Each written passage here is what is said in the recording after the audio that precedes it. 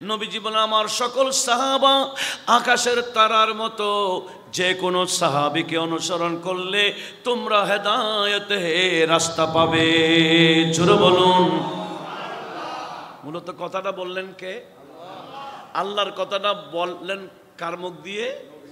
সেজন্য নবীজির কথা মূলত কার কথা? জাতে হক সে কব জুদা হ্যায় ज़ाते महबूबे खुदा, जो है फरमाने इलाही वो है फरमाने रसूल। अल्लाहुम्मा सल्ले अला सय्यिदिना मुहम्मद।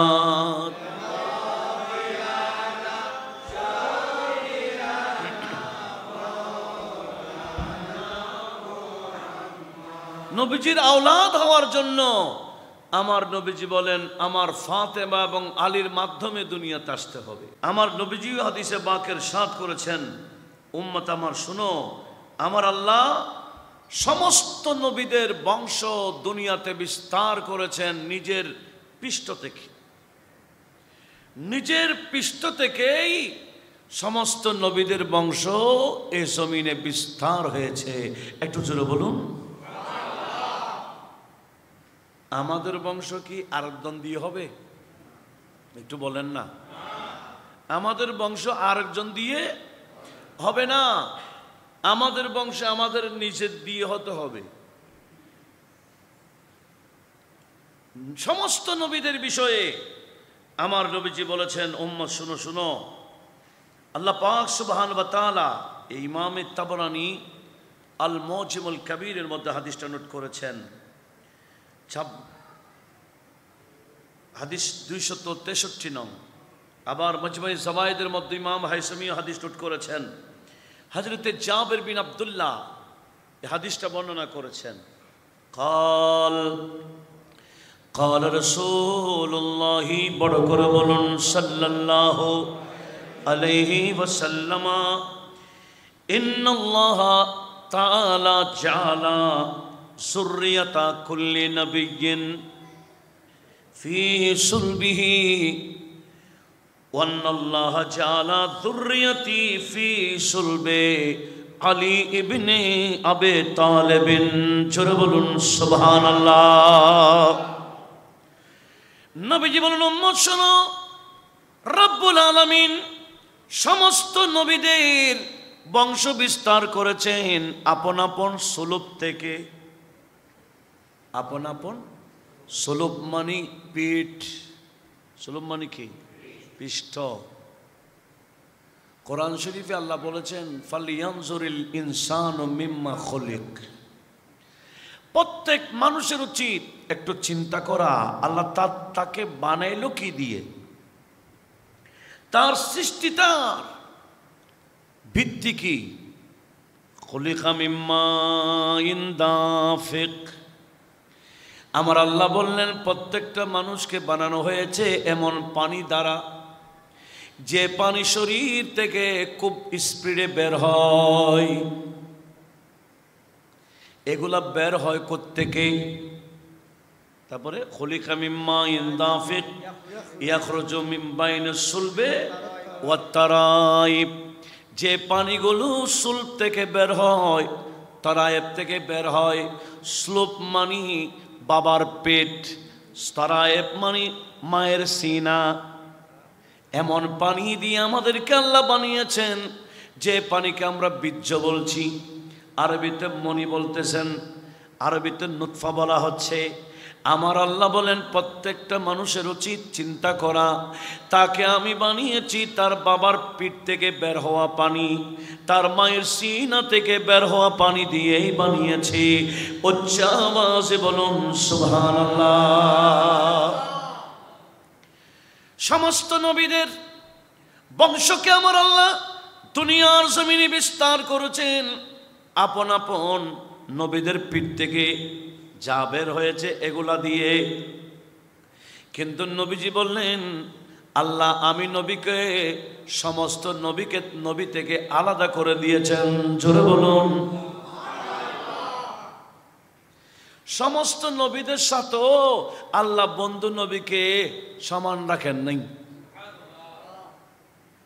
সেখানেও নবীকে আলাদা কে করেছেন? আমার আলা হযরত সেটাকে এভাবে বলেছেন, খালক সে আউলিয়া, আউলিয়া সে রসুল। একটু বলুন না সুবহানাল্লাহ। এমনি পড়ছেন ঠিক, বুঝছেন কিছু? খালক সে আউলিয়া, আউলিয়া সে রসুল। এই সাধারণ মুমিনের থেকে উঁচু হচ্ছেন ওলিরা, ওলিদের থেকে উঁচু হলেন রসুলরা, আর সমস্ত রসুলদের মধ্যে আরো উঁচু হচ্ছেন আমাদের রসুল। খালক সে আউলিয়া, আউলিয়া সে রসুল, और रसूलों से आला हमारा नबी सबसे और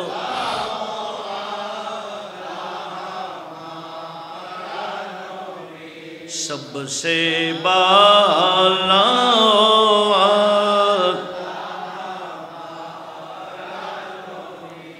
রব্বুল আলামিন সমস্ত নবীদের বংশে বিস্তার করেছেন আপন আপন পিঠ থেকে, কিন্তু আল্লাহ আমি নবীর বংশকে বিস্তার করেছেন আমার আলী ইবনে আবি তালেবের পিঠের মাধ্যমে। হযরতে আলীর বেটা যিনি, নবীর বেটাও তিনি। হুজুরকে দিলে আমাকে দিয়ে না, একটু লক্ষ্য করুন। হযরতে আলীর বেটা যিনি, নবীজির বেটাও তিনি। আমাদের কেউ কোনো নানা, নানা মেয়ের ছেলেকে নাতিকে ছেলে বলে না নাতি বলে? একটু বলেন না। নানা নাতিকে নাতি বলে না ছেলে বলে? কিন্তু নবীজি বলেন, কিছুক্ষণ আগে আমার মাজান বুখারীর হাদিস পেশ করেছেন, আমার নবীজি ইমাম হাসানকে পরিচয় করাইতে গিয়ে মিম্বরে বসাইয়া বলেছিলেন, ইন্না হাযা ইবনি, আমার হাসান আমার নাতি হিসেবে তোমরা জানো চিনো, কিন্তু আমি পরিচয় করাচ্ছি ইন্না হাযা ইবনি, এ হাসান আমার ছেলে। একটু জোরে বলুন। কেন? আমার বংশ আলীর পিঠ দিয়ে আমার আল্লাহ বিস্তার করবেন। আলীর বেটা যিনি, আমি নবীর বেটাও তিনি। হযরত আলীর ছেলেরা নবীর ছেলে। কথা কি বোঝা যায়? আমার আল্লাহ বলেন আওলাদ রসুল কারা? আওলাদে আলী যারা। এটা নবীজিকে আল্লাহ বিশেষত্ব দিয়েছেন। একটু জোরে বলুন না সুবহানাল্লাহ। কি বলতে চেয়েছিলাম লক্ষ্য করুন, মনোযোগ কামনা করছি। তাহলে আওলাদ রসুল সবাইকে দাবি করতে পারে? আওলাদ রসুল না হয়ে যদি দাবি করে, ধরেন আমি আওলাদ রসুল না, আমি দাবি করে ফেললাম আমি আওলাদ রসুল, অবস্থা কি হবে? অবস্থা কি হবে হাদিসটা একটু শোনাই দিই, দরকার আছে কিনা। হাদিস এটা সিহাসিত্তার সব কিতাবে আছে। আমার নবীজি বলেন মানিদ্দা ইলা গায়রি আবিহি ফাআলাইহি লানাতুল্লাহ ওয়াল মালায়েকা ওয়ান নাস আজমাইন লা ইয়াকবালুল্লাহু মিনহু সারফান ওয়ালা আদলা। কোন বান্দা যার বাবা যিনি নয়, যার বংশ যেটা নয়, সেটা যদি দাবি করে আওলাদ রসুল না হয়ে যদি আওলাদ রসুল দাবি করে, এক নাম্বার তার উপর আল্লাহর লানত, দ্বিতীয় নম্বর ফেরেশতাদের লানত, তৃতীয় নম্বর সমস্ত মানব জাতির লানত। এমনকি তার ফরজ ওয়াজিব কোনো নফল নামাজও নফল ইবাদতও আমার আল্লাহর দরবারে কবুল হবে না। জোরে বলুন নাউজুবিল্লাহ।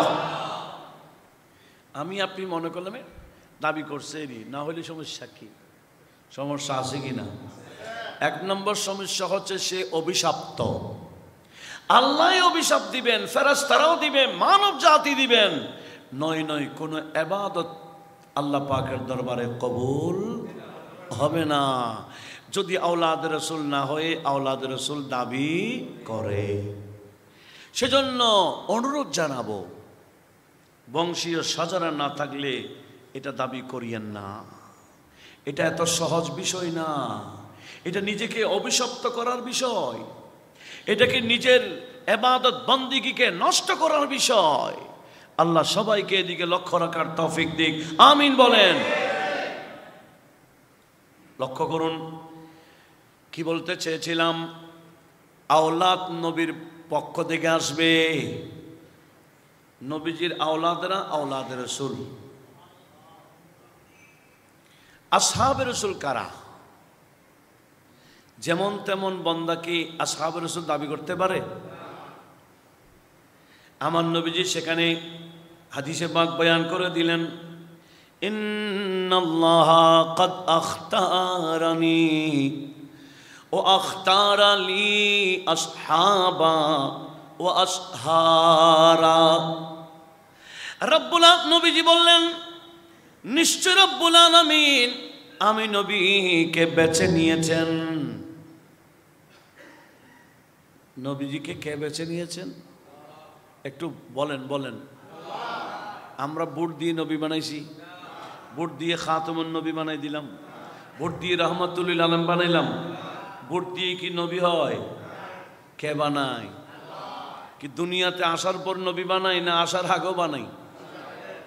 নবী বানাইয়া দুনিয়াতে প্রেরণ করেন, সুবহানাল্লাহ বলেন। সেজন্য ঈসা আলাইহিস সালাম 3 দিনের শিশু, উনি দাবি করেছেন ওয়াজালানি নবিয়্যা, আমার বয়স 3 দিন হইল আল্লাহ আমাকে নবী বানাইছেন। কে বলেছেন? সূরা মরিয়ম নাই? সূরা মরিয়মের মধ্যে এটা আছে। হযরত ঈসা আলাইহিস সালাম 3 দিনের শিশু, মুখ তো খুলেছে, কথা তো বলেছে, ধুলনার শিশু, এরপর দাবি করতেছে আল্লাহ আমাকে নবীও বানিয়েছেন। ও আতানিল কিতাবা, আল্লাহ একটা আমাকে কিতাবও দিয়েছেন। কিতাব দিবেন না দিয়েছেন? এটা মাজির সিগা, দিয়ে ফেলেছেন প্রকাশ্যভাবে, পরে দেখা যাবে। ঈসা আলাইহিস সালাম যদি 3 দিনের শিশু নবী হয়ে দাবি করতে পারে, তা আমাদের নবী কি 40 বছরের পরে নবী হয়েছেন? কিন্তু দুঃখের বিষয়, এই বিষয়েও সাধারণ মুসলিম মিল্লাতকে মিসগাইড করা হচ্ছে। বলে না উনি 40 বছরের আগে নবী ছিলেন না, অথচ নবী দাবি করতেছেন সর্বপ্রথম নবী যিনি, ওনার নাম কি? আপনাদের কষ্ট হচ্ছে কি? ওয়াজ মানে চিল্লানো নয়, ওয়াজ মানে আমি কিছু বলবো আপনারা কিছু অপরকে শিখাইবেন। এখন তো ওয়াজ মানে চিল্লানো, এই চিল্লানো বাদ দেন, বাস্তব ওয়াজকে গুরুত্ব দেন, দরকার আছে কি না? কি বলছিলাম? মনোযোগ আছে? কি বলছিলাম বলেন তো? সর্বপ্রথম নবী কে? আর আমার নবী বললেন সর্বপ্রথম নবী, ওনারও যখন অস্তিত্ব হয়নি, ওনার শরীর এক জায়গায়, রূহ অন্য জায়গায়, হযরতে আদম আলাইহিস সালামের যখন অস্তিত্ব হয়নি, তখনও আমি নবী হিসেবে ছিলাম। আমি কি বন্দারা যা দাবি করতেছে এটা মানবা না নবী দাবি করছে এটা মানবো? নবীজি দাবি করছেন 40 বছর পরে নবী না, আমি দুনিয়াতে আসার আগে না, আরে প্রথম নবীও নবী হই নাই, তখন আমি নবী। কি বলেছেন? কুনতু নবিয়্যা, আমি নবী হিসেবে ছিলাম। ওয়া আদামু বাইনার রূহি ওয়াল জাসাদি, হযরতে আদম আলাইহিস সালামের রূহ এক জায়গায়, শরীর অন্য জায়গায়। আদম আলাইহিস সালামের যখন অস্তিত্ব হয়নি তখনও আমি নবী ছিলাম। জোরে বলুন সুবহানাল্লাহ। এটার উপর আমাদের বিশ্বাস আছে কিনা? আছে। রাখতে হবে কিনা? যদি মুমিন হতে চান এটার উপর বিশ্বাস রাখতেই হবে। আসুন, কি বলতে চেয়েছিলাম, ঈসা আলাইহিস সালাম যদি 3 দিনের নবী, আমাদের নবীও দুনিয়াতে আসার আগেও নবী ছিলেন। কোন নবীকে আল্লাহ দুনিয়াতে পাঠাবার পরে নবী হিসেবে নবী বানান না। আমার নবীজি দাবি করেছেন, ইন্নাল্লাহা কাদ আখতারানি, নিশ্চয় রব্বুল আলামিন আমি নবীকে বেছে নিয়েছেন। সেই জন্য নবীজির একটা নাম হলো মুস্তাফা। নবীজির একটা নাম, সবাই মুখ দিয়ে বের করেন, নাম মুস্তাফা। অর্থ কি? যাকে বেছে নেওয়া হয়েছে, যাকে বেছে নেওয়া, নবীর নাম মুস্তাফা। তো নবীকে বেছে কারা নিয়েছেন? কারা না কে? কেউ বেছে নেয় নাই, বেছে নিয়েছেন কে? নবীজি দাবি করছেন আখতারানি, আল্লাহ আমাকেই এখতিয়ার করে বেছে নিয়েছেন। সেজন্য আলা হযরত বলেন, আমাদের নবীর জাত এটা নির্বাচিত। নির্বাচন করেছেন কে? যার ত্রুটি থাকে, দোষ থাকে, অসম্পূর্ণ থাকে, এরকম কোন ব্যক্তিকে আমার আল্লাহ বেছে নিতে পারেন? নবীকে যখন আল্লাহ বেছে নিয়েছেন, তো আল্লাহর বেছে নেওয়াই প্রমাণ দিচ্ছে সমস্ত ত্রুটি দেখে নবীজির ঊর্ধ্বে। কথা বলুন ঠিক কিনা? আমার আলা হযরত কাব্য আকারে সেটাকে এভাবে বলেছেন, জাতি হুই ইন্তিখাব ওয়াসিফি হুয়ে লাজবাব, জাতি হুই ইন্তিখাব वसिफ़े हुए लाजवाब, नाम हुआ मुस्तफ़ा, नाम हुआ नाम हुआ मुस्तफ़ा।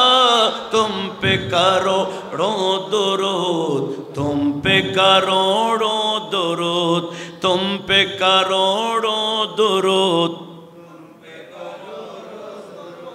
আমরা তো पे लाखों सलाम पढ़ी, मुस्तफ़ा जान रहमत पे लाखों सलाम, लक्ष लक्ष सलाम दी कि आला हजरत लक्ष लक्ष सलाम दिए शेष कर दें नहीं, बोले कोटि कोटि दरूद, कोटि कोटि। এটা আলা হযরত লিখেছেন তো লিখেছেন, ওসিয়ত করেছেন, এই আমি মারা গেলে কলেজ ময়দান আমার জানাজা পড়ার পরে আমার কবরে যখন আনবা, প্রায় 1 মাইল দূরত্ব, চুপে চুপে আনলে হবে না, আমার লিখিত কালাম করোড়ো দরুদের কালামটা আমাকে শোনাইবা। আমি খাটে দেখে আমার কালাম শুনবো। काबे के बदरो दो जा तुम पे करोड़ों दुरूद, तुम पे करोड़ों दुरूद। একটু বলেন না, तुम पे करोड़ों दुरूद, तुम पे करोड़ों दुरूद। काबे के बदरो दो जा तुम पे करोड़ों दुरूद, काबे के बदरो दो जा तुम पे करोड़ों दुरूद। तैबा के शम्सो दुहा, तैबा के तुम पे करोड़ों दुरूद, तुम पे करोड़ों दुरूद, तुम पे करोड़। ज़ाते हुई इंतिखाब वसिफ़े हुए लाजवाब, ज़ाते हुई इंतिखाब वसिफ़े हुए लाजवाब। नाम हुआ मुस्तफ़ा, नाम हुआ मुस्तफ़ा। तुम पे करोड़ों दुरूद, तुम पे करोड़ों दुरूद, तुम पे करोड़ों दुरूद, सलातुनिया।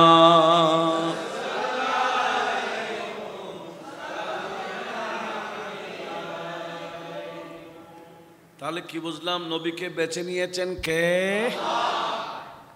সেজন্য নবীর নাম মুস্তাফা। নবীজি এতটুকু শেষ করে দেন নাই, বলেছেন ওয়াখতার আলী আসহাবা, আমার সাহাবী কারা কারা হবে এটাও আল্লাহ বেছে নিয়েছেন।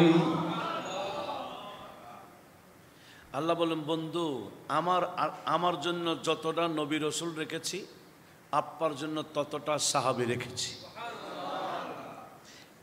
এটা পছন্দ কার? নবীজি বলেন আমার সাহাবী কে হবে? যেমন তেমন বান্দা হইতে পারবে না, যাকে আল্লাহ পছন্দ করে নিয়েছেন আমার সাহাবী হওয়ার জন্য। রব্বুল আলামিন তাকে সাহাবী হওয়ার তৌফিক দিয়েছেন। শুধু সাহাবী না, ও আসহারা, আমার শ্বশুর গোষ্ঠী কারা হবে? আমি এই বিয়ের মাধ্যমে সম্পর্ক কার সাথে করব এটা আমার পছন্দনীয় নয়, আমার আল্লাহর পছন্দ নিয়ে করেছি। নবীজির শাদীগুলো হয়েছে কার পছন্দে? নবীজির শ্বশুর গোষ্ঠীকে বেছে নিয়েছেন কে? এটা নবীজির দাবি। নবীজি বললেন উম্মত শোনো শোনো, এমন একটা জমানা আসবে তোমরা দেখতে পাবে আমার সাহাবীকে গালি দিচ্ছে, আমার শ্বশুর গোষ্ঠীকে গালি দিচ্ছে। তখন তোমাদের করণীয় কি? আমি নবী বলে দিলাম লা তুজালিসুহুম ওয়ালা তুশারিবুহুম ওয়ালা তুআকিলুহুম ওয়ালা তুনাকিহুহুম। আমার শ্বশুর গোষ্ঠীকে গালি দিতে দেখলে, আমার কোনো সাহাবীকে গালি দিতে দেখলে এদের সাথে একসাথে বসবা না, পানাহার করবা না, এদের সাথে বিয়ে বন্ধনে আবদ্ধ হতে পারবে না, এদেরকে তোমাদের থেকে সব সময় দূরে রাখবা। জোরে বলুন কি সুবহানাল্লাহ না নাউজুবিল্লাহ? দূরে রাখতে বলেছেন। আমরাও আল্লাহর কাছে পানা চাই। নাউজুবিল্লাহ মানে কি চাই? পানা চাই। এদের সাথে যাতে আমরা না বসি। কথা বলুন ঠিক কিনা? কি বলছিলাম? এমন কিছু বান্দা বর্তমানে আমরা দেখতে পাচ্ছি আওলাদ রাসূলকে ভালোবাসে, মৌখিক দাবি। নবীজির সাহাবী যিনি শ্বশুর গোষ্ঠী ওনাকে গালি দেয়। নবীর একজন সাহাবী আছেন যিনি আবার শ্বশুর গোষ্ঠীও। উনি কে? হযরত আমির মুআবিয়া। হযরতে আমির মুআবিয়া রাদিয়াল্লাহু তাআলা আনহু নবীজির সাহাবী তো সাহাবী, আবার নবীজির স্ত্রীর ছোট ভাই, ঠিক না? ওনাকে গালি দেয়। যারা হযরত আমির মুআবিয়াকে গালি দেয় এরা সুন্নিয়তের ভিতরে কি আছে? আমি সেটাই বোঝাচ্ছিলাম। এরা সুন্নি দাবি করতে পারে, সুন্নিয়তে থাকবে না, এরা অন্য একটা দলে চলে যাবে। যারা সাহাবীকে গালি দেয়, নবীর আওলাদকে ভালোবাসে বলে বলে এদের অন্তর্ভুক্ত হয়ে যাবে। কথা বলুন ঠিক না? আল্লাহ সবাইকে সেদিকে লক্ষ্য রাখার তৌফিক দান করুক, আমিন বলেন। বলে না হযরত আলীর সাথে ওনার ঝগড়া হয়েছে। ঝগড়া ওনার ব্যক্তিগত স্বার্থে হয় নাই। ঝগড়া হবে এটা আমার নবীজি জানেন। জানেন কি না? একটা হাদিস আমি আপনাদের সামনে উপস্থাপন করতে যাচ্ছি। এটা মিশকাত শরীফ।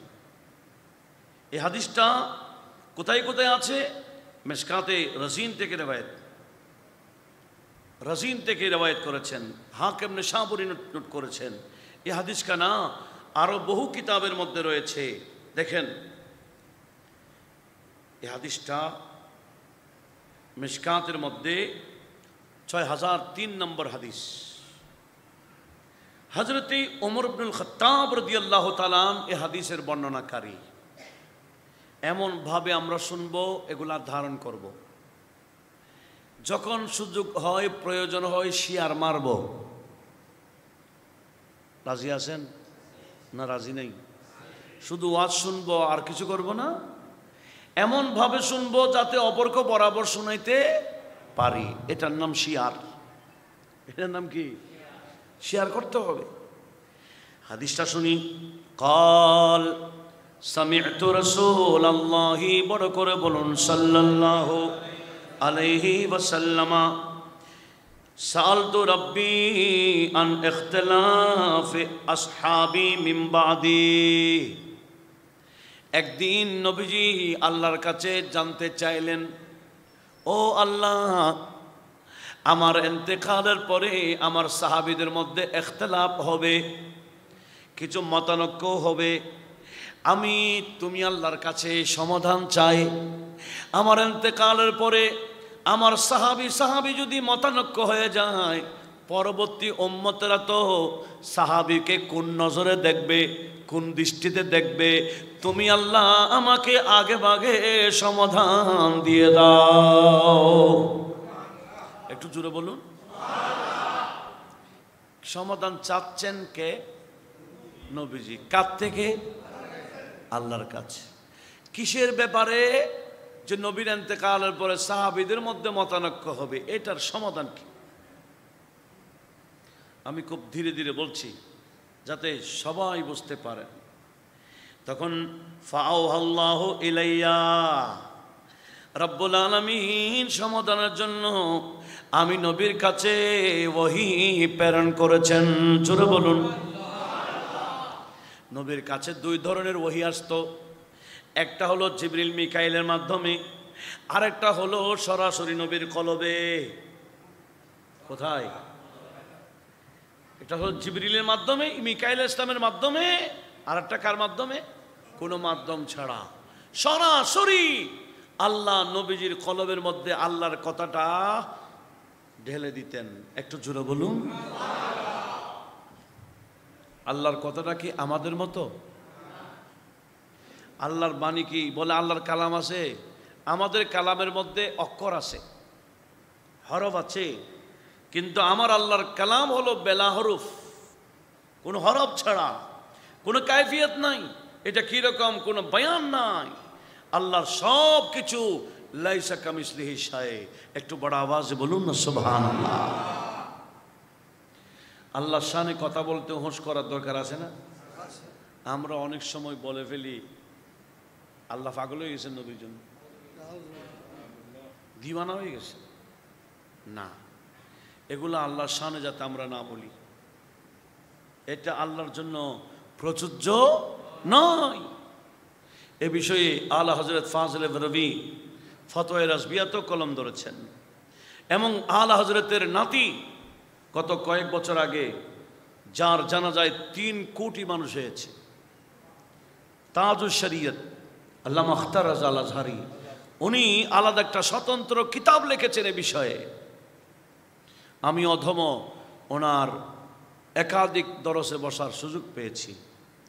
সে তাজুশ শরিয়া মানে কত বড় আলেম, আলেম ছাড়া কেউ চিনবে না। একটু জোরে বলুন সুবহানাল্লাহ। লক্ষ্য করুন কি বলতে চেয়েছিলাম। আমার আল্লাহ নবীজির কাছে ওহী প্রেরণ করলেন, বললেন ইয়া মুহাম্মদ সাল্লাল্লাহু আলাইহি ওয়াসাল্লাম। কে বলেছেন? ইন্না আসহাবাকা ইনদি বিমানজালাতিন নুজুম ফিস সামাই বাদুহা আকওয়া মিন বাদ লিকুল্লিন নূর ফামান আখাযা বিশাইইন মিম্মা হুম আলাইহি মিন ইখতিলাফিহিম ফাহুয়া ইনদি আলা হুদান।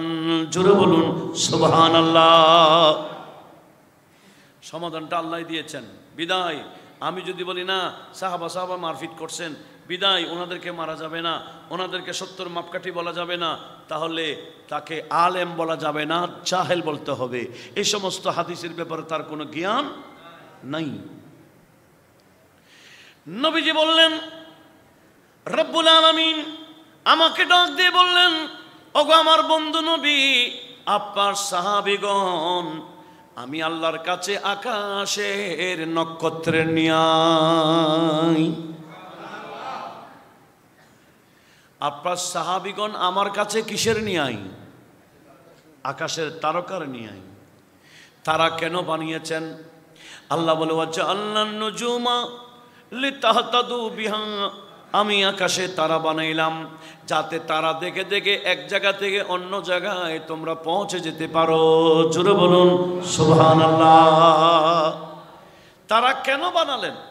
তার অনেক কারণ আছে। কারণগুলো কোরআন শরীফে ভিন্ন ভিন্ন জায়গায় ভিন্ন ভিন্নভাবে বয়ান দিয়েছেন। এই আয়াতে বললেন আমি তারা বানিয়েছি যাতে তারা দেখে দেখে এক জায়গা থেকে অন্য জায়গায় তোমরা পৌঁছে যেতে পারো। তারা হচ্ছে পৌঁছার রাস্তা পাওয়ার হেদায়েতের মাধ্যম। কি তারা? লক্ষ্য করুন। তখন আমার আল্লাহ বলতেছেন আকওয়া মিন বাদিন, একটা তারা আরেকটা তারা থেকে শক্তিশালী বেশি। সব তারার আলো এক নয়,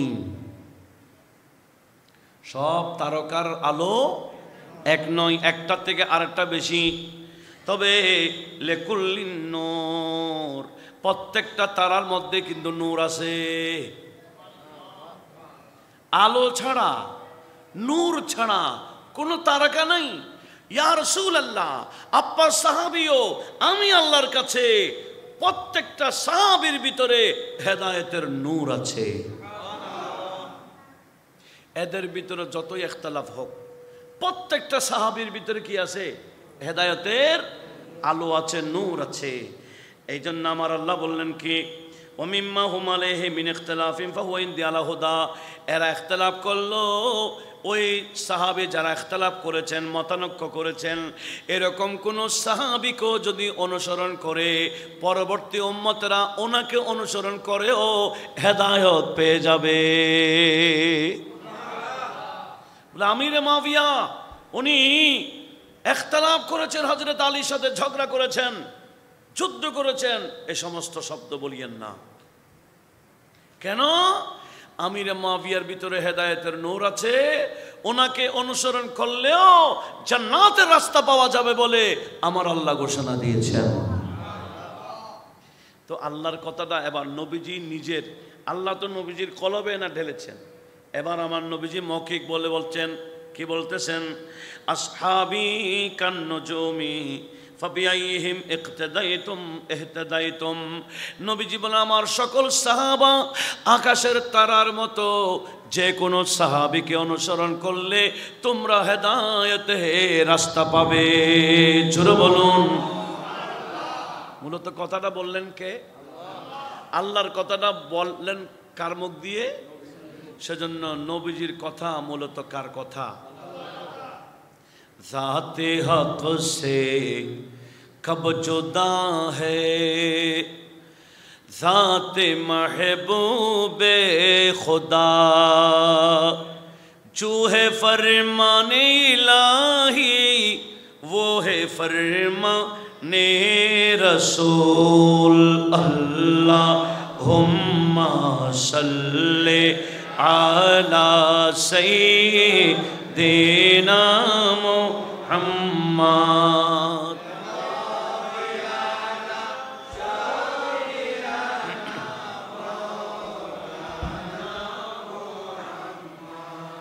সাহাবারা হলেন তারকার মতো, আর নবীর আওলাদরা হলেন নূহ আলাইহিস সালামের কিস্তির মতো। আপনি সমুদ্রে কিস্তিতে উঠে গেলেন, কুল কিনারা নাই, পার হবেন কিভাবে? বলে আমি তো কিস্তিতে উঠে গেছি। কিস্তিতে উঠলে হবে না, কি লাগবে? কি বলা? কি লাগবে? আপনারা কষ্ট পাচ্ছেন মনে হয়, নাকি ঠান্ডা ওয়াজ হচ্ছে? ওয়াজ বেশি ঠান্ডা হয়েছে, গরম হয়নি। এই গরম ওয়াজ বাদ দেন, বহুত দিন শুনছেন আন্না খাইও, বহুত দিন খাইও। গরম, হায় মাঠ গরম, ঠান্ডা হয়ে বাড়িতে গিয়ে ঘুম। বলে কি শিখছ? বলে না কিছু না। বলে না, যে ওয়াজ করছে 2 ঘন্টার মধ্যে শুধু না তো 1.5 ঘন্টা পড়ছে। বহুত দিন খাইও আন্না খাইও। কিছু শিখার দরকার আছে কিনা? কোরআন সুন্নাহর সমাধান এই সমস্ত ওয়াজের মধ্য থেকে আমাদের নিতে হবে। অপরকে হেদায়েতের এই শিক্ষাটা ওয়াজের ময়দান থেকে আমরা শিখে অপরকে শিখাবো, তখন এটাই হলো ওয়াজের সার্থকতা। কথা বলুন ঠিক কিনা? বেশি রাগ করে ফেলেছেন? রাগ করলে পরে করিয়েন, আগে কি বলছে একটু হোঁশ করিয়েন। আল্লাহ সবাইকে হোঁশ করার তৌফিক দিক, আমিন বলেন। এখন আমরা কিসের মধ্যে আছি? জোশ। কিসের মধ্যে? জোশের মধ্যে আছি। ওদিকে আহলে হাদিস আমাদের ঘর থেকে টেনে টেনে নিয়ে যাচ্ছে, এই আমাদের এই জোশের কারণে। হোশ ঠিক নাই আমাদের, আমাদের ঘর থেকে নিয়ে যাচ্ছে বাতিল রাহা, ইয়েজিদি বানায় ফেলতেছে। কেন? আমাদের ওয়াজের মধ্যে শিক্ষিত মানুষ বসে না। বলো কই কি ওয়াজ করছে এটা? কিন্তু কোরআন সুন্নাহ দিয়ে যদি একটা টপিক উপস্থাপন করত, সমস্ত শিক্ষিত সমাজ এই ওয়াজ গ্রহণ করে এরাও সুন্নিয়তের ছায়াতলে আসতো। কথা বলুন ঠিক না? এই সমস্ত আবেগী সুন্নিয়ত থেকে আমাদেরকে ফিরে আসতে হবে। আল্লাহ সবাইকে একটু এই বিষয়টা অনুধাবন করার তৌফিক দান করুন। মনোযোগ কামনা করছি। কিস্তিতে উঠে গেলাম, পার হওয়ার সুযোগ আছে? কেন? উত্তর কোন দিকে, দক্ষিণ কোন দিকে, পূর্ব কোথায়, পশ্চিম কোথায়, কোন রাষ্ট্র কোন জায়গায়, কোন দিকে গেলে সৌদি আরব, কোন দিকে গেলে এই কাতার, কোন দিকে গেলে ইমারত, কোন দিকে গেলে এই, কোন দিকে গেলে সেই, এগুলা কিস্তি থেকে আমি চিনি না। আমাকে রাস্তা দেখাই দেবে কে? যার কাছে এলমে নজুম আছে, তারকারাজির বিদ্যা যাদের আছে, এরা চিনে কোন তারকা কোন দেশে। সেজন্য তারকা দেখে দেখে এই জাহাজ থেকে বরাবর সৌদিয়াও পৌঁছে গেছে। আগে এখান থেকে যে সৌদিয়া গেছেন হজ করার জন্য, যখন সৌদিয়ার নামও ছিল না, যখন সৌদিয়ার নাম তখন কি ছিল? মুলকে হেজাজ। মুলকে হেজাজ। হেজাজের তারকা কোনটা? এই জ্ঞান যাদের ছিল, এরা এই বোম্বাই থেকে জাহাজ করে কোথায় পৌঁছে দিছে? জিদ্দায়। এগুলার মাধ্যম ছিল কি? তারা। শুধু জাহাজে উঠলে হবে না, তারাকাও লাগবে। সেজন্য আলা হযরত বলেন, সুন্নিরা পার হয়ে যাবে, পৌঁছে যাবে জান্নাতে। কেন? এরা আওলাদ রাসূলের মহব্বতের কিস্তিতে উঠেছে, আবার সাহাবায়ে কেরামেরও অনুসরণ করে। একটাকে বাদ দিয়ে আরেকটাকে নিলে হবে? কেউ তারকা দেখে স্টিমারে উঠে নাই, হোমা পার হইতে পারবে? শুধু তারকা দেখে শানে সাহাবা মাহফিল করে। কি শানে সাহাবা মাহফিল করে, কিন্তু কিস্তিতে উঠে নাই, পাড়ি দিতে পারবে না। আবার কেউ কিস্তিতে উঠে বসে আছে, তারকা দেখে নাই, পার হওয়ার সুযোগ নাই। সেজন্য কিস্তিতে উঠতে হবে, তারকাকে অনুসরণ করতে হবে জান্নাতে পৌঁছার জন্য। কথা বলুন ঠিক না? এক আশেক বলে, ভাই আমরা তো আওলাদ রাসূলের মহব্বতের কিস্তিতে উঠে গেছি, তুফান আসলেও খারজিয়তের তুফান, আহলে হাদিসের তুফান, সলফির তুফান, এই তুফান সেই তুফান, যতই তুফান আসুক না কেন আমাদেরকে ডুবাইতে পারবে না। কারণ আমরা এমন এক কিস্তিতে উঠে গেছি, যেই কিস্তির মধ্যে মাঝি হলেন ইমাম হুসাইন। আমাদের কিস্তির মাঝিকে तूफान की जुरात नहीं, तूफान की जुरात नहीं जो हमको डुबोवे, तूफान की जुरात नहीं जो हमको डुबोवे, नैया का खिवैया तो हुसैन इब्ने अली है, हुसैन इब्ने अली है। बोलें ना, একজনও নীরব থাকবেন না, মোহাব্বতে বলেন হুসাইন ইবনে আলী হ্যায়, হুসাইন ইবনে আলী। नैया का खिवैया तो, नैया का खिवैया तो हुसैन इब्ने अली है। अरे मिट जाएगा जो आएगा हमको मिठाने, আমাদেরকে ধ্বংস করতে আসলে এরা নিজেরা ধ্বংস হয়ে যাবে। मिट जाएगा जो आएगा हमको मिठाने, सर पर हमारे सायाए मौलाए अली है, मौलाए अली है, मौलाए अली है। अरे तो मोहब्बते मौलाए अली है, मौलाए अली है, मौलाए अली है। सर पर हमारे सायाए मौलाए अली है, मौलाए अली है। नैया का खिवैया तो, नैया का खिवैया तो हुसैन इब्ने अली है, हुसैन इब्ने अली है, हुसैन इब्ने अली है। তাহলে শুধু একটা ধরে বসে থাকলে হবে না, দুটোটা লাগবে। একটার নাম औलाद रसूल, আরেকটার নাম আসহাবে রসুল। একটু জোরে বলি না সুবহানাল্লাহ। এমনকি সাহাবে কারা দেখেন, একটা রওয়ায়াত মুত্তাফাক আলাইহি হাদিস, বুখারী এবং মুসলিম সহিহ হাদিসের মধ্যে 60টি স্তর আছে। বলে এটা হাদিস সহিহ, সহিহ রিকশাওয়ালাও বলে হাদিস এটা সহিহ আসেনি, কিন্তু সহিহর মধ্যে স্তর আছে 60টি, তাবকাত আছে। তার মধ্যে সর্বোচ্চ স্তর হচ্ছে মুত্তাফাক আলাইহি হাদিস। একটু জোরে বলি না সুবহানাল্লাহ। এইরকম একটা মুত্তাফাক আলাইহি হাদিস আপনাদেরকে শোনাচ্ছি। হযরতে আবু সাঈদ খুদরি হাদিসটা বর্ণনা করেছেন। কাল কাল রাসূলুল্লাহ, বড় করে বলুন সাল্লাল্লাহু আলাইহি ওয়াসাল্লাম, ইয়াতি আলান নাসি জামানুন ফায়াগজু فنام من الناس فيقولن هل فيكم من صاحب رسول الله صلى الله عليه وسلم فيقولون نعم فيفتح لهم ثم يأتي على الناس زمان فيغزو فنام من الناس فيقال هل فيكم من صاحب رسول الله صلى الله عليه وسلم فيقولون نعم فيفتح لهم ثم يأتي على الناس زمان فيغزو فنام من الناس فيقال هل فيكم من صاحب أصحاب رسول الله صلى الله عليه وسلم فيقولون نعم فيفتح لهم। জোরে বলুন, আর একটু জোরে বলুন।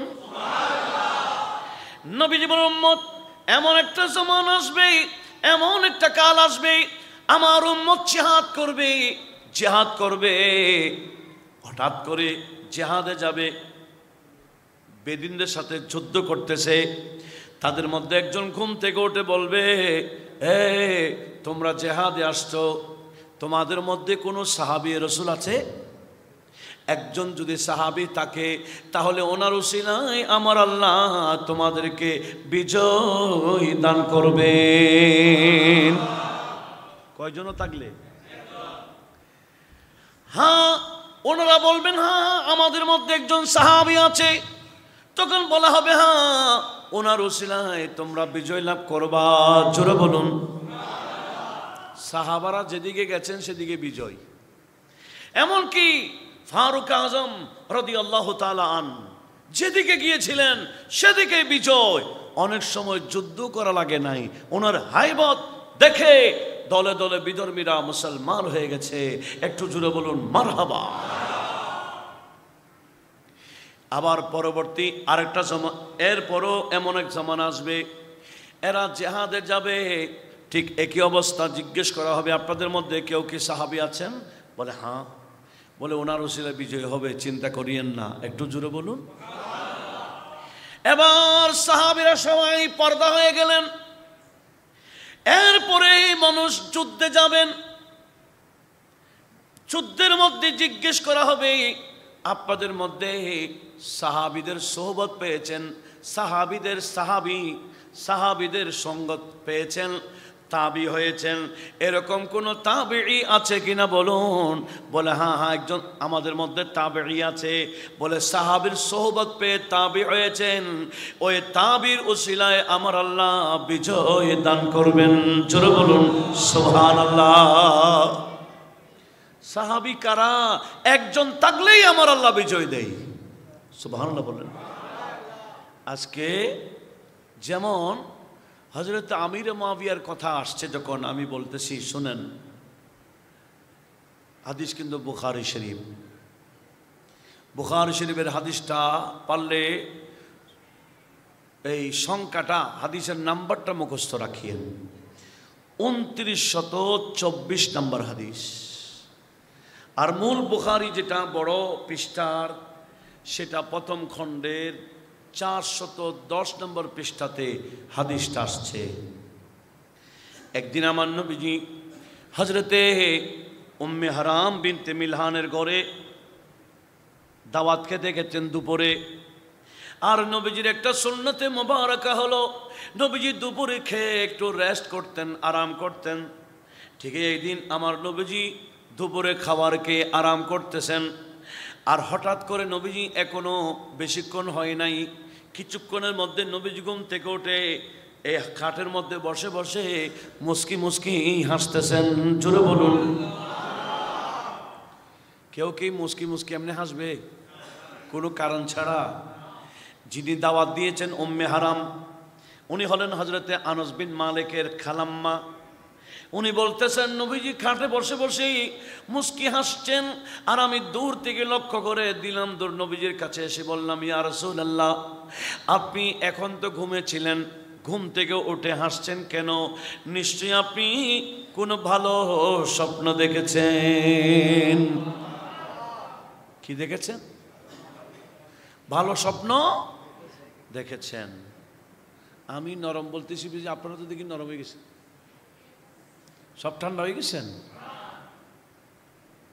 মনোযোগ তো আছে? হ্যাঁ, দেখবো আমি ইনশাল্লাহ। মাঝে মাঝে উল্টা সিধা বলে দেখবো রি কতটুকু মনোযোগ আছে। কি বলতেছিলাম? নবীজি স্বপ্ন দেখেন, আমরাও দেখি। দুই স্বপ্ন কি এক? আমরা কেউ স্বপ্ন দেখলে এটা দলিল, হ্যাঁ, কিন্তু নবীরটা আল্লাহ পক্ষ থেকে ওহী।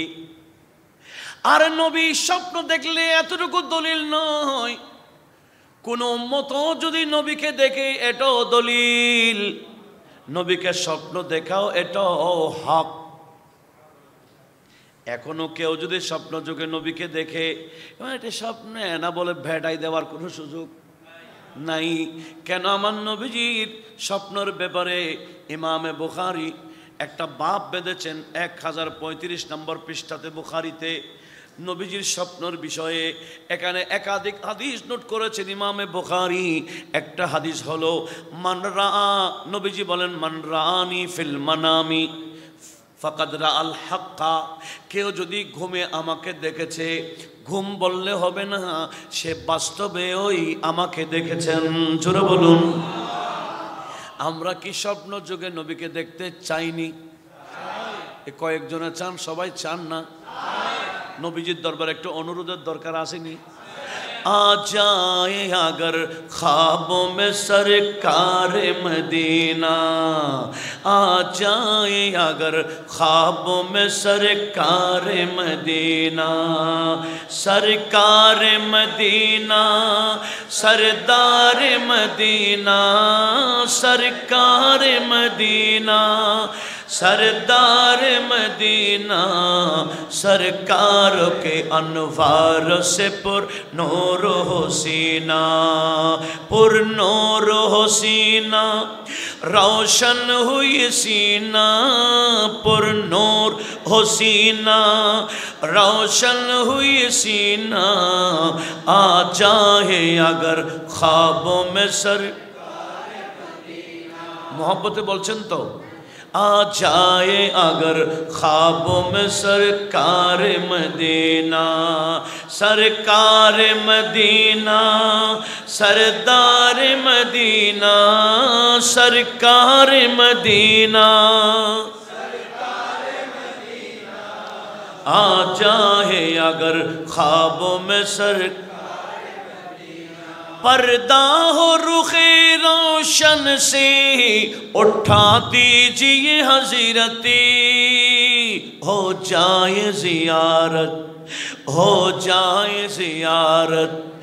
पर्दा हो रुख रोशन से उठा दीजिए हज़रती, मैं तालिब दीदार हुए माह मदीना, ए माह मदीना, महताब मदीना, ए माह मदीना, महताब मदीना, आ जाए अगर ख्वाबों में सरकार मदीना, सरदार मदीना, सरकार मदीना,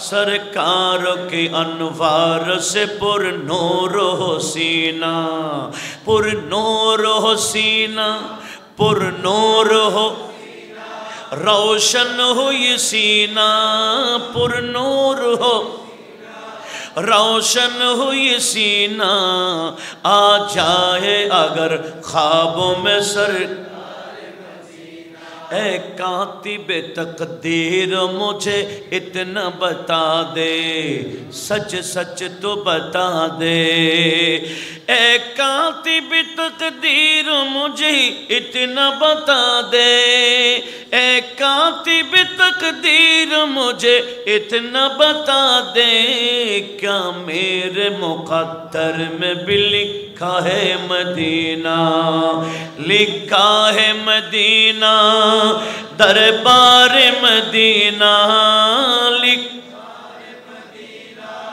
दरबार मदीना, आ जाए अगर ख्वाबों में सरकार मदीना, सरकार मदीना, सरदार मदीना, सरकार मदीना, सरदार मदीना, सरकार के अनवार से पुर नूर हो सीना। आमीन बोलें आमीन। এবার আসুন নবীজি, অন্য কেউ পানিপথ না বুঝলে আপনারা তো বুঝবেন। এই পথে আসতেছেন পর কয়দিন আগে আসতেন কি দিয়ে? পানিপথ দিয়ে, ঠিক না? আমার নবীজি বলেন, আমার উম্মতের মধ্যে একটা দল পানিপথ দিয়ে রোম রাজ্যে ইসলাম পতাকা উড্ডিং করতে দেখলাম।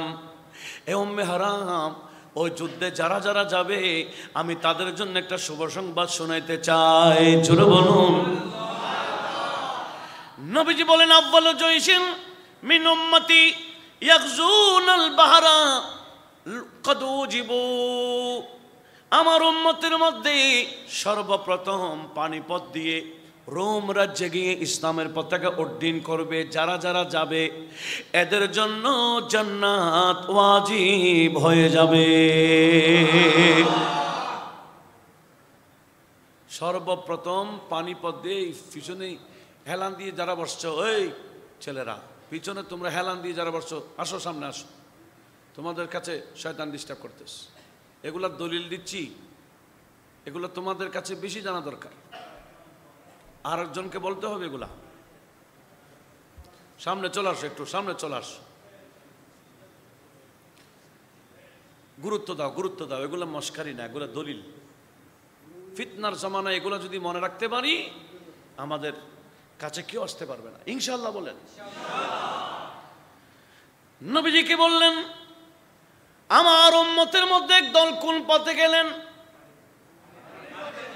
কোথায় গেলেন? রোম রাজ্যে। সর্বপ্রথম ওই যুদ্ধে যারা যাবে, আমি নবী বলে দিলাম এরা সবাই জান্নাতি হবে। আল্লাহু আকবার। গাউস মারহাবা। দেখেন ওই যুদ্ধে যারাই যাবে, শুভ সংবাদ কি? সবাই বলেন, সবাই বলেন, এরা সবাই জান্নাতি। তখন উম্মে হারাম বিনতে মিলহান সুযোগ পেয়ে গেলেন, হুজুর ওই যুদ্ধে গেলে জান্নাতি, তাহলে আমাকে একটু দোয়া করে দেন, আমি যাতে ওই যুদ্ধে যাই। নবীজি বলে, আনতে মিনহুম, যাও, আমি বলে দিলাম ওই যুদ্ধে তুমিও থাকবা। জোরে বলুন। যে যুদ্ধে গেলে সবাই কি? ওই যুদ্ধের সেনাপতি ছিলেন হযরতে আমির মুআবিয়া। এই যুদ্ধটা হয়েছিল 27 হিজরিতে। হযরত ওসমান যুন্নুরাইনের খেলাফত আমলে। সেনাপতির নাম কি? সবাই বলেন। ওই যুদ্ধে যারা যাবে তাদের জন্য জান্নাত। বলেন না, জান্নাত ওয়াজিব। আর আমিরে মুআবিয়া তো শুধু গেলেন না, উনি পরিচালনা করেছেন। এবার বলেন ওনার হুকুম কি? আজকে জাহেলরা, মূর্খরা হযরত আমিরে মুআবিয়ার বিরুদ্ধে উল্টা সিধা বলতেছে। এটা মামুলি কোনো কিতাবের হাদিস নয়, এটা বুখারী শরীফের হাদিস। এতটুকু বলার পরে নবীজি আবার শুয়ে পড়লেন, আর একটু ঘুমায় গেলেন। ঘুম থেকে উঠে আবার বসে বসে মুস্কি মুস্কি হাসেন। হযরত উম্মে হারাম আবার দেখলেন, আবার আসলেন, ইয়া রাসূলুল্লাহ, আপনি তো দেখি আবার কি স্বপ্ন দেখছেন মনে হয়। বলে, হ্যাঁ হ্যাঁ, আরেকটা দেখছি। হুজুর কি দেখেছেন? বলে, আবার দেখলাম আমার উম্মতের একটা দল শুধু মুলকের রোম রাজ্য নয়, রোম রাজ্যের রাজধানীতে গিয়ে ইসলামের পতাকা উড্ডীন করতেছে। তখন রোম রাজ্য মানে বর্তমান আমেরিকা, দাফটের মধ্যে। আমেরিকাকে সবাই ভয় পায় না? পায়। ঠিক রোম রাজ্যকে এরকম ভয় পাইত। কিন্তু নবীজি বললেন, আমি দেখতেছি আমার উম্মতের একটা দল কায়সার শহরে গিয়ে, কুস্তুনতুনিয়া শহরে গিয়ে, রোম রাজ্যের রাজধানীতে গিয়ে ইসলামের পতাকা উড্ডীন করতেছে। জোরে বলুন। এই উম্মে হারাম, ওই যুদ্ধে যারা যাবে আমি নবী তাদের জন্য শুভ সংবাদ শোনাতে চাই। আমার নবীজি বলেছেন, আউয়ালু জাইশিন মিন উম্মতি ইয়াগজুনা মদিনাতা কায়সারা। ওই কায়সার শহরে গিয়ে সর্বপ্রথম যারা জিহাদে যাবে, এদের মাগফুরুল লাহুম, এদের জীবনের গুনাহ মাফ হয়ে যাবে। খেয়াল করেন নাই সবাই? রোম রাজ্যের রাজধানী কুস্তুনতুনিয়া শহরে সর্বপ্রথম জিহাদে যারা যাবে, এদের জন্য জান্নাত ওয়াজিব বলছেন না, বলছেন এদের গুনাহ মাফ হয়ে যাবে। এদের গুনাহ পানিপথ দিয়ে যারা যাবে জান্নাতে যাবে, এরা জান্নাতি। আর কায়সার শহরে সর্বপ্রথম যারা যাবে, অতীতের গুনাহ কি হয়ে যাবে? ওই যুদ্ধের সেনাপতি অনেকে বলতেছেন ইয়াজিদ ছিল, বিদায় ইয়াজিদের জীবনের গুনাহ মাপ। হাদিস বুখারী। কাহা জানা? কি বলবেন? কোথায় যাবেন? দলিল যদি বুখারী শরীফ থেকে দেয় ইয়াজিদকে বাঁচাবার জন্য, আমাদেরও দলিল শিকার দরকার আসেনি? যদি শিক্ষা না থাকে, দলিলটা উত্তর শিখতে না পারলে লাজবাব হয়ে বসে থাকতে হবে। এরকম এক সময় আমরাও বসেছিলাম। আমরা যখন ইন্টার পাস করে চট্টগ্রাম ইউনিভার্সিটিতে স্টার্সে ভর্তি হয়েছিলাম, আমাদের ক্লাসের মধ্যে আমাদের এক স্যার বলতেছে, দেখিও ইয়াজিদের বিরুদ্ধে উল্টা সিধা বলিও না। আমরা বললাম, স্যার ছোটবেলা থেকে শুনে আসছি ইয়াজিদের উপর। একটু ছোট বলেন। তা আপনি এটা কি বলছেন? বলে না, ইয়াজিদের জীবনের গুনাহ মাফ হয়ে গেছে, বুখারীতে হাদিস আছে। আমরা মাত্র ইন্টার পড়ে গেছি, এখন আমাদেরকে রেফারেন্স দিচ্ছে কোন হাদিসের? বুখারী তো ডিগ্রি তো পড়ে না, ডিগ্রি তো পড়াই না, কামেল মাস্টার্সের ফার্স্ট ইয়ারও পড়াই না, সেকেন্ড ইয়ারে পড়াই। আমরা বুখারী পড়বো আর 4-5 বছর পর। এখন বলতেছে বুখারীতে হাদিস আছে ইয়েজিদের জীবনে গুনাহ মাফ হয়ে গেছে। আচ্ছা, আমাদের কোনো জবাব আছে কি? আর কেন জানা নেই কি? আপনার এরকম লাজবাব বসে থাকার সুযোগ আছে? বুখারী এটা তো আমরা পড়ছি আলহামদুলিল্লাহ, এখন পড়া বড় সুযোগ হচ্ছে। আমি অধমের কথা বলি, বাকিটা বাদ দিলাম, আমি নিজেরটা বলি। বুখারী শরীফ ক্লাসে ফার্স্ট ও লাস্ট ক্লাসে খতম করার আগে আমি ওয়াইজের মাইকে আইসি নাই, আগে এমনি মাইকে ছিলাম, এমনি মাইকে ছিলাম, শের আসার পড়তাম। কিন্তু ওয়াজের ফিল্ড আসছি কখন? বুখারী শরীফটা ক্লাসে খতম করার পর। এখন তো ওয়াজ করার জন্য কি বুখারী, কি ডিগ্রি, শিশু বক্তাই যথেষ্ট। একজন শিশু বক্তা আসলে আরে মানুষ বিশাল জামায়াত হয়ে যাবে, এ কথা কি আমি এমনি বললাম না বাস্তব? আমরা কোন দরজার চেহালাতে গেছি গা? শিশু বক্তা ওয়াজ করবে কি স্টাডি করে ওয়াজ করতে পারবে? সে যতটুকু মুখস্থ করছে সেতটুকু বলবে, আমরা এটা শোনার জন্য পাগল পারা হয়ে গেলাম। কি মূর্খতা ছেয়ে গেছে আমাদের মাঝে। আর কতদিন এভাবে থাকবো? একটু আমরা হুঁশ করি।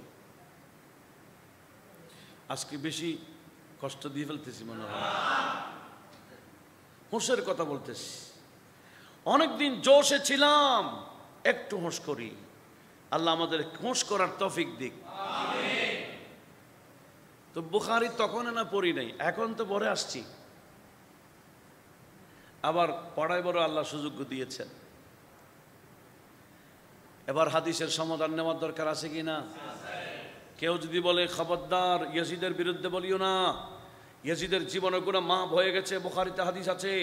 কারণ আমার নবীজি বলেছেন কায়সার শহরে যারাই যাবে সর্বপ্রথম এদের জীবনে গুনাহ মাফ।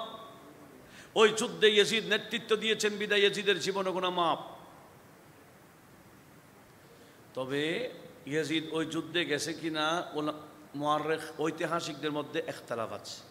হ্যাঁ, অনেকেই বলেছেন ওই যুদ্ধে ইয়াজিদ নেতৃত্ব দিয়েছেন, তাহলে বোঝা গেল ইয়াজিদের জীবনে গুনাহ মাফ হয়ে গেছে।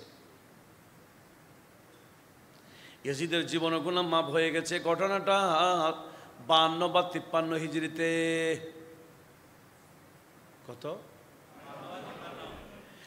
52 বা 53 হিজরিতে ইয়াজিদের জীবনে গুনাহ মাফ হয়ে গেছে হজ্ঞা। কিন্তু ইয়াজিদ যে বড় খুনি, আওলাদ রাসূলের খুনি, মদিনাবাসীর খুনি, এটা 61 এবং 53 হিজরির ঘটনা। 61 হিজরিতে আওলাদ রাসূলকে শহীদ করেছে, 63 হিজরিতে 10,000 মদিনাবাসীকে শহীদ করেছে। জীবনে গুনাহ মাফ হয়ে গেছে বলবেন না খুনি বলবেন? আপনাদের এলাকা থেকে কেউ হাজী সাহেব আসেনি? হজ করতে যায় না? হজ করে এসে কেমন হয়? নবীজি বলেন রাজা কায়াউমিন ওয়ালাদাতহু উম্মুহু। হজ করে আসার পরে ওই হাজী সাহেব এমন হয়ে যায়, নিষ্পাপ হয়ে যায়। তার মা তার মায়ের গর্ভ থেকে দুনিয়াতে ভূমিষ্ঠ করার সময় ওই নবজাত শিশুর যেমন কোনো গুনাহ থাকে না, হজ করে আসার পরে এভাবে নিষ্পাপ হয়ে যায়। হজ করে আসলে জীবনে গুনাহ কি হয়ে যায়? এমনকি আমার নবীজি বললেন যারা মাহে রমজানে ইতিকাফ থাকবে, মাহে রমজানে কি থাকবে? এমনকি মাহে রমজানে কিয়ামুল লাইল করবে। মান কামা ঈমানান ওয়া ইহতিসাবান ফি রমাদানা, রমজান মাসে একনিষ্ঠতার মাধ্যমে ইতিকাফ থাকলে, কিয়ামুল লাইল করলে, আমার নবীজি বলেন তার জীবনে গুনাহ মাফ হয়ে যায়। হজ করলে জীবনে গুনাহ মাফ। হাজী সাহেব জীবনে গুনাহ মাফ হয়ে গেল, কিন্তু কিছুদিন যেতে না যেতে ওই হাজী সাহেব আরেকজনকে টেনে দিয়েছে। এখন কি বলবেন? খুনি। হাজি সাহেব বলবেন না খুনি? আগেরটা বলবেন না পরেরটা? তো জীবনের গুনাহ মাফ হয়ে গেছে, তা আগে না, হজ করার পরে না, এখন কি? খুনি। ইয়াজিদের জীবনের গুনাহ মাফ হয়ে গেছে, মেনে নিলাম, এটা 52-53 হিজরির ঘটনা, কিন্তু 61 হিজরিতে ইয়াজিদের নাম কি? খুনি। খুনি এটা আমরা বলি না। এখন তো ইয়াজিদের কিছু রুহানি বাচ্চা আছে, বিশাল বিশাল মাহফিলে বলতেছে কারবালার যুদ্ধের ব্যাপারে ইয়াজিদের কোনো হাত ছিল না। এরা হলো ইয়াজিদের কিসের বাচ্চা? রুহানি বাচ্চা। কিন্তু ইয়াজিদের বাস্তব কয়েকজন ছেলে ছিল, তার মধ্যে বড় ছেলের নাম মুআবিয়া ইবনে ইয়াজিদ। বড় ছেলের নাম কি?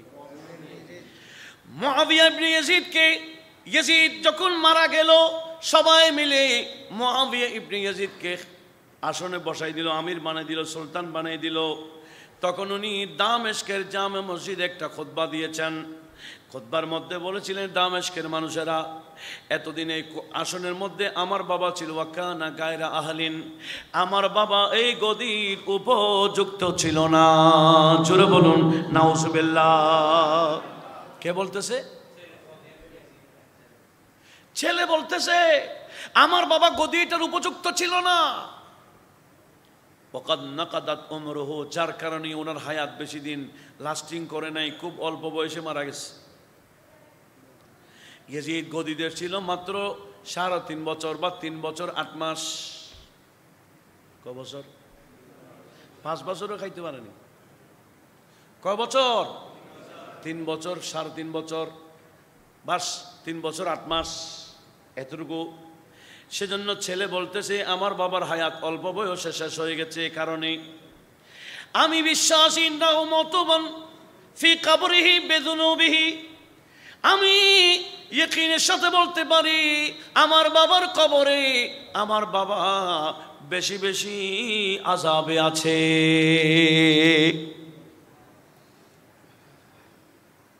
এখনো ওরা আছে ওদের তালে, এখনো লাইন খুঁজতে পারেনি। ইয়াজিদ কবরের মধ্যে কি আছে? কে বলতেছে? আমি বলতেছি না, ইয়াজিদের বড় ছেলে। একে রুহানি না বাস্তব? বাস্তব ছেলে বলতেছে আমার বিশ্বাস আমার বাবা কবরে বেশি আযাবে আছে। কেন জানেন? লিআন্নাহু ক্বাদ কাতালা ইতারাত রাসূলিল্লাহি সাল্লাল্লাহু আলাইহি ওয়াসাল্লাম, আমার বাবাই আওলাদ রাসূলকে এভাবে হত্যা করেছে। জোরে বলুন নাউজুবিল্লাহ। কারবালার যুদ্ধে এই ঘটনা ঘটাইলো ওবাইদুল্লাহ ইবনে জিয়াদে, কিন্তু মূলত হুকুমদাতাকে ওবাইদুল্লাহ ইবনে জিয়াদ তো কুফার গভর্নরই ছিল না, সে ছিল বসরার গভর্নর। বসরা থেকে ট্রান্সফার করে কুফায় দিল। কেন? হুসাইনি নারা বন্ধ করার জন্য। ইমাম হুসেন আসতেছে শুনে ইমাম হুসাইনকে যা ইচ্ছা তা করার জন্য এই ওবাইদুল্লাহ ইবনে জিয়াদকে বসরায় পাঠাইল কে? ইয়াজিদ। এগুলা সব তার ছেলে জানতো। সেজন্য বলতেছে আমার বাবাই আওলাদ রাসূলকে হত্যা করেছে। এমনকি আবাহাল খামারা, আমার বাবা মদ্যপানকে বৈধ ঘোষণা করেছে। ওয়া খাররাবাল কাবা, আমার বাবা কাবার অবস্থা খারাপ করে দিয়েছে। যার কারণে আমার বিশ্বাস আমার বাবার কবর নাই, জাহান্নামের গর্ত হয়ে গেছে। জোরে বলুন নাউজুবিল্লাহ। ইয়াজিদ তার কবর শুধু জাহান্নামের গর্ত নয়, কিয়ামত পর্যন্ত ইয়াজিদের পক্ষে যারা বলবে এরা কবরে গেল, এদের কবরও জাহান্নাম, এদের কবরও কি জাহান্নাম। ইয়াজিদে কলব নিয়ে সিজদা দিলে কোনো লাভ? ইয়াজিদি কলব নিয়ে সিজদা দিলে কোনো লাভ? কলবটাকে কি বানাইতে হবে? আর একটু জোরে বলেন, আরো জোরে। এক কবি বলে কি জানেন ভাই, গোটা জীবন সিজদা দিতে দিতে কুফালের দাগ ফেলাইলা। কুফালের দাগ ফেলা লাভ কি? কলব তো ইয়াজিদি। उम्र भर के सजदों की दाग है जबीनों पर, उम्र भर के सजदों की दाग है जबीनों पर, दिल तेरा मगर यज़ीदी, दिल की बोले ना, दिल तेरा मगर यज़ीदी, दिल तेरा मगर यज़ीदी, नूरे हक से खाली है, दिल तेरा मगर यज़ीदी, नूरे हक से खाली है। उसके लाख सजदे भी काम नहीं आएगा, अज़मत मोहम्मद से, अज़मत मोहम्मद से, क़ल्ब जिसका खाली है। लक्ष लक्ष सिद्धा बेकार, दाग फालाइलो बेकार, कलब हुसैनी बानाइते होबे, আর সমস্ত হুসাইনিরা জান্নাতে যাবে। হুসাইনিরা গুনাহগার হলেও হুসাইনিদের জন্য ইমাম হুসেন আছে, ইমাম হুসেনের আওলাদরা আছে। কিয়ামতের ময়দানে ওনারা হৌজে কাউসারের পানি নিয়ে ঘুরবেন। কারা? হুসাইনিরা, ইমাম হুসেন। শুনেন, নবীজির স্বপ্ন আমি কিছুক্ষণ আগে বলেছি। আচ্ছা, কোনো সমস্যা হবে? আচ্ছা, এটা বলে ফেলি, অনেক রাত হয়ে গেছে। আল্লামা নুরউদ্দিন জামি সাধারণ কোনো আলেম না, যার কিতাব সরকারি বেসরকারি প্রতিটা মাদ্রাসায় পড়ানো হয়। আল্লামা জামি শরহে মিয়াতামিল মনজুম লিখেছেন। আল্লামা জামি কাফিয়ের ব্যাখ্যার কিতাব শরহে জামি লিখেছেন। এভাবে অনেক কিতাব উনি নিজে তাসনিফ করেছেন। আর তার মধ্যে একটা কিতাবের নাম শাওয়াহিদুন নবুওয়া, আল্লামা নুরউদ্দিন জামির কিতাব। ওই কিতাবেও এই ঘটনা আসছে। একটা এলাকার মধ্যে একজন খারেজি ছিল। কি ছিল? খারেজি মানি মাওলা আলীর দুশমন। খারেজি মানি এক খারেজি মাওলা আলীকে গালি দিত। ওই এলাকার একজন সুফি সাহেব ছিলেন। ওই সুফি সাহেব বড় নামাজি পাক্কা। খারেজিতে গালি দিত, সুফি সাহেব শুনে নীরব থাকতো, কোনো প্রতিবাদ করত না।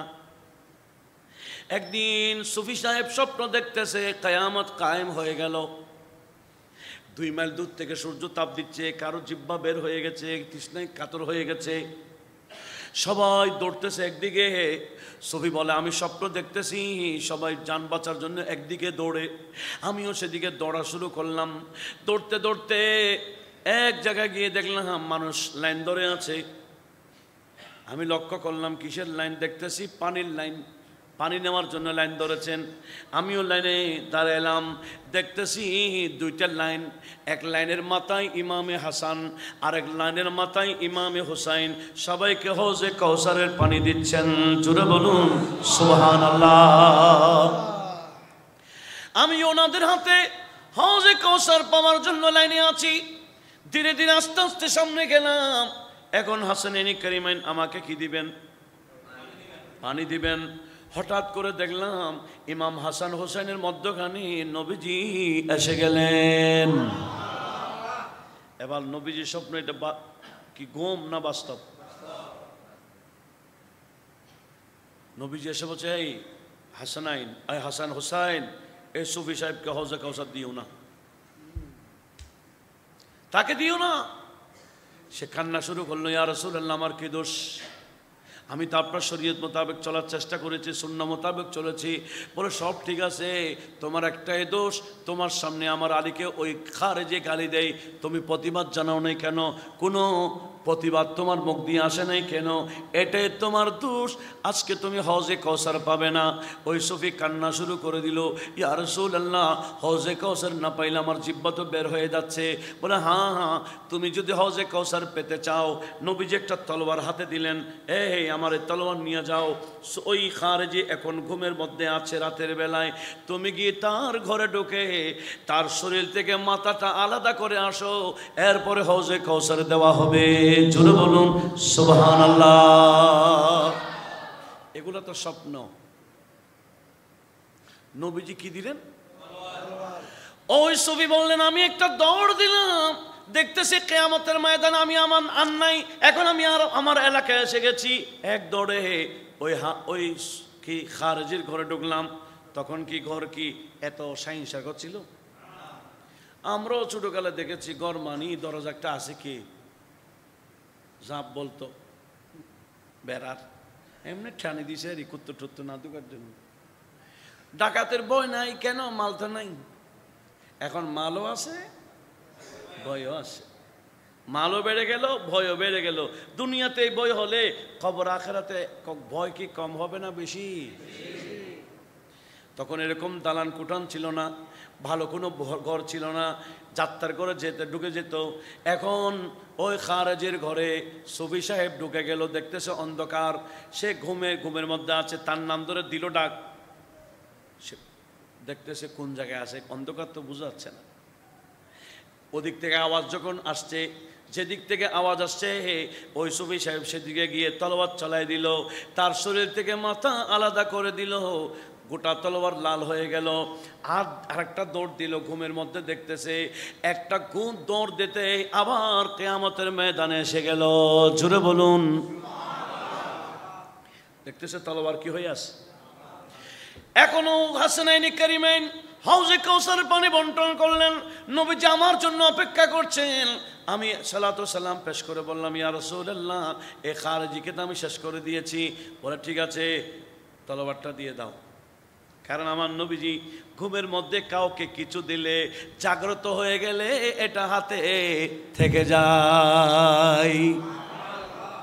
ঘুমের মধ্যে কাউকে স্বর্ণের মুদ্রা দিয়েছেন, ঘুম ভাঙ্গার পর বাস্তব। কাউকে রুটি দিয়েছেন, অর্ধেক খেয়েছেন, বাকি অর্ধেক হাতে রয়ে গেছে। কাউকে ঘুমের মধ্যে চাদর দিয়েছেন, ঘুম ভেঙে গেছে, চাদরটা বরাবর পেয়ে গেলেন। নবীজি কাউকে ঘুমে কিছু দিলে এটা ঘুম থাকে না, এটা বাস্তব। সেজন্য নবীজি কি নিয়ে ফেললেন? তলোয়ার নিয়ে ফেললেন।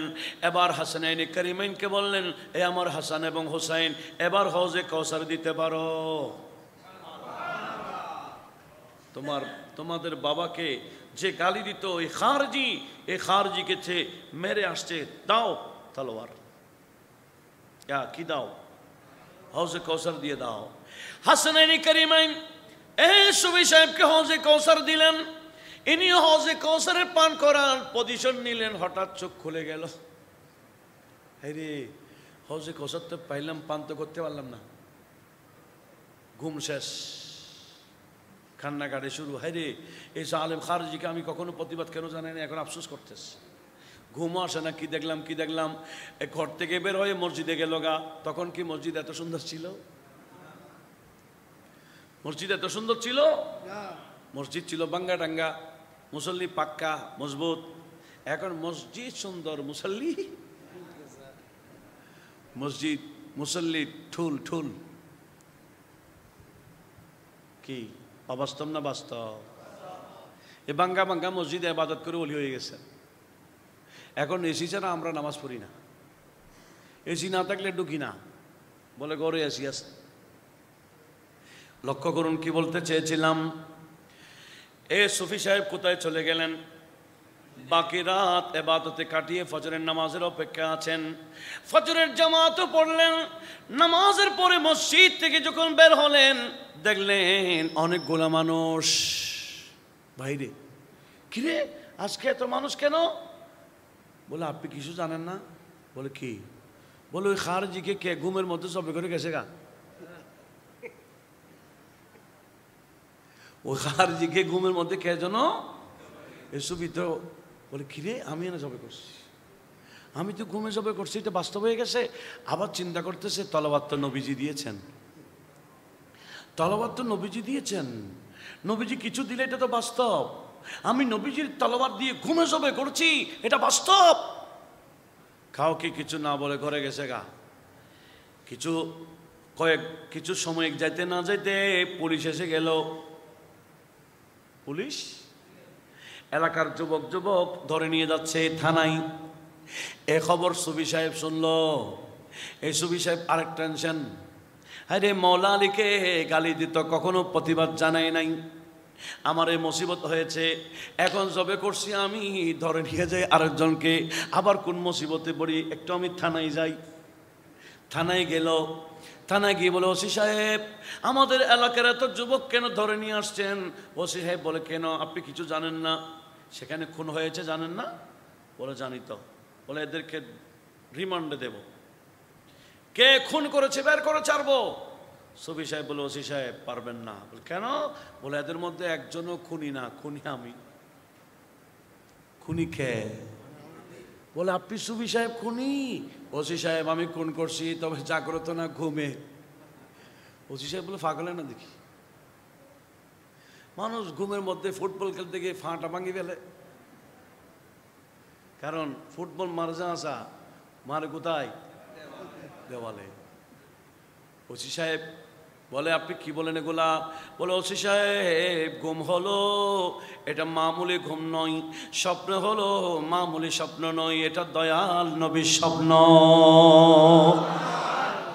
কারণ নবী তো বলেছেন, নবীজিকে স্বপ্ন দেখলে এটা বাস্তব। আমি বাস্তব এটা হাদিসে পড়েছি এবং শুনেছি, কিন্তু বাস্তব ঘটনা আমার উপর ঘটে গেছে। আমি গত রাত এই স্বপ্নটার বয়ান দিলেন, কিয়ামত কায়েম হওয়ার, এই হওজে কাউসারের লাইনের কথা বললেন, নবীজি নিষেধ করলেন সেটা বললেন। বলে, নবীজি আমাকে একটা তলোয়ার দিয়েছেন, বলেছেন তুমি খারজিকে মেরে আসতে পারলে তলোয়ার দিয়ে দিবা, তারপরে হজে কাউসার। নবীজির আদেশে খারজিকে আমি মেরেছি ঘুমে, এটা বাস্তব হয়ে গেছে। এই কথা শুনে ওসি দাঁড়িয়ে গেল। বলে, আমিও তো শুনেছি, কিন্তু আপনার মাধ্যমে যখন প্র্যাকটিক্যাল নবীজির মর্যাদা দেখলাম, আপনাকে বিচার করার ক্ষমতা আমার নাই, আপনিও চলে যান, এলাকার সবাইকে নিয়ে যান।